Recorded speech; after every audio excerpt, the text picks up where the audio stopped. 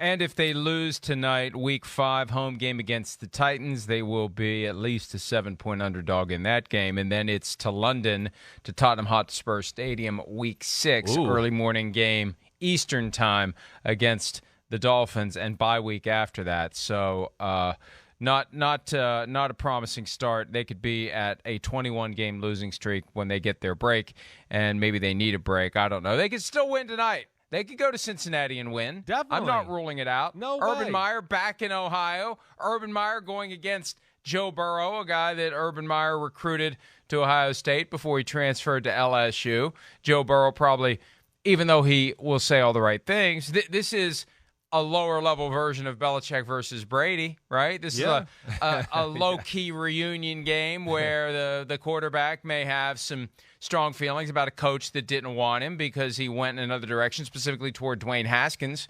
And look where Dwayne Haskins is now, and look where Joe Burrow is, and look what Burrow's achieved. Yeah, 100%. You're right. There's got to be a personal aspect for Joe Burrow. When we showed that clip, like Urban Meyer was saying, what was he talking about, Trevor or Joe Burrow? When he was like, he doesn't like to. It was Joe, right? Okay, yeah. Talking about Urban not liking to lose. Yeah, or Urban was talking about Joe also not liking to lose, I believe. So, well, Joe lost in Urban's eyes to Dwayne Haskins, so that's personal. And that's why he transferred and went to LSU. So, I would think Joe Burrow would like to shove it up where in Urban Meyer and show him, hey, you made a mistake, certainly. And, you're right. The Urban Meyer back to Ohio factor, his home state, that's a real, emotion as well. The last two number one overall picks square off in this one. Trevor Lawrence this year, Joe Burrow last year. Lawrence has 669 passing yards in 3 games, 5 touchdowns, 7 picks. What are you seeing from him? Is it a C- so far? Is there anything positive? Where is he on the scale of, we understand it's early, right? And are there signs that you could see an ascension? 100%. Yeah. I'm not panicked about Trevor Lawrence in any way. No, there's no doubt. He has been better in every game. He does make a number of, high-quality throws every game. I think we talked about one of them earlier this week. I mean, his touchdown throw last week, make the game 7-7. He's kind of looking to the right. He hangs in the pocket and makes a great throw, probably in his third, fourth read to the back left corner of the end zone.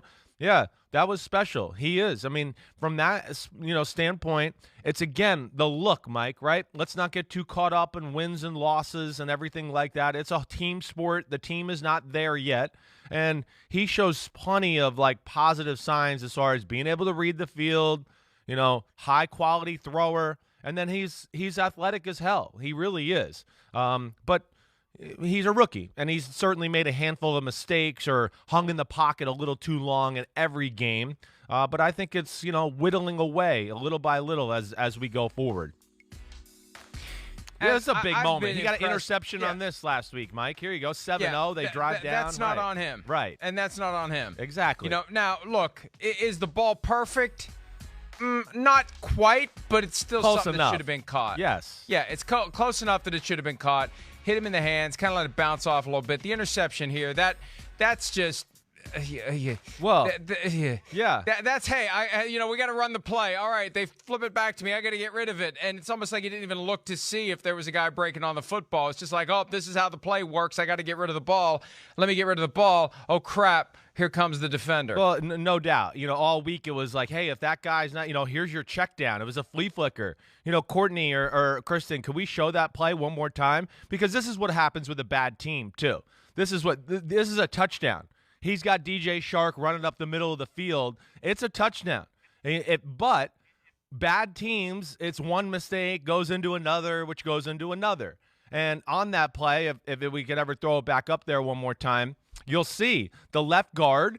Next one. It's okay. Don't worry. That's still a good throw. Why is he slowing down? Why does he put his hands like that? But look at the left guard here. He gets beat, but he does a little twist around. What right? in the world? I don't know can we rewind that again if possible? That was the ruining of the play. And you could see in the bottom here, there's DJ Shark here. He's gone. Watch the safety come up and bite on the fake. All right, you might not be able to see it, but he does, I promise you, and it's a touchdown, or at least a huge gain. But left guard decides It's almost like the guard. I don't know. Like the guard thought it was a running play. I don't know what. I know. Like he started to crash to his right to block that direction, like they were going to run that way, and then he realizes, oh crap. It's crap. a pass play. Let me go help back it's a out. Pass play? Right. And then he Doesn't blocks it his look own like guy. that? I know. I couldn't figure it out. I watched it a bunch 2 days ago, and I was like, I mean, this is Andrew Norwell, been around for a long time, making a lot of money. I couldn't figure it out. I really couldn't. So, yeah. But and that's another Urban Meyer guy. So that's another so that's where we can't always go quarterback. That game was 19-17 there. Urban Meyer, Darrell Bevell, Schottenheimer, they draw up the perfect play to get the momentum back, and here we go. And then, man, our left guard lets us down, and hey, it's our rookie quarterback, and he let one mistake become two mistakes, and now you're losing a football game, and you've lost control. And look, I don't know how many people noticed that in real time, but this is one of the realities of not having reporters with full access to the locker room after the game. Sure. Because somebody would have noticed that, somebody would have sniffed that out, and somebody would have gone to Norwell and said, what the hell happened there? And we'd have a story that we could have really delved into. Did Norwell get confused? Did he think it was a running play? Because that first move from him created the impression like he was intending to push forward and then realized, oh, crap, that's not the play. That's not the call. Guys forget the snap count all the time. Maybe they do forget I don't know. No doubt. Could it happen? I'm sure. You got 5 guys on every given play who have to remember exactly what the play is, what the snap count is, what their assignment is, and surely there are going to be misfires from time to time. Definitely. And especially could be on plays like that. If you don't hear every word of the play, like it could be, hey, that run is ride 34. And then that play we just saw right there was ride 34 flea flicker. And he might have just heard ride 34 and think, oh, it's the run. I mean, little things happen like that all the time, certainly. But again, that goes part of a team that's kind of finding their way, a quarterback maybe not speaking clearly in the huddle. You know, I don't know, other young linemen on the line that maybe not communicating together as a unit yet. There's a lot of things that go into that, but that's what happens to bad teams or teams that are at least young and trying to find their way. Hi, I'm Mike Tirico, and thanks for watching. Make sure to hit subscribe for the latest news and highlights from NBC Sports.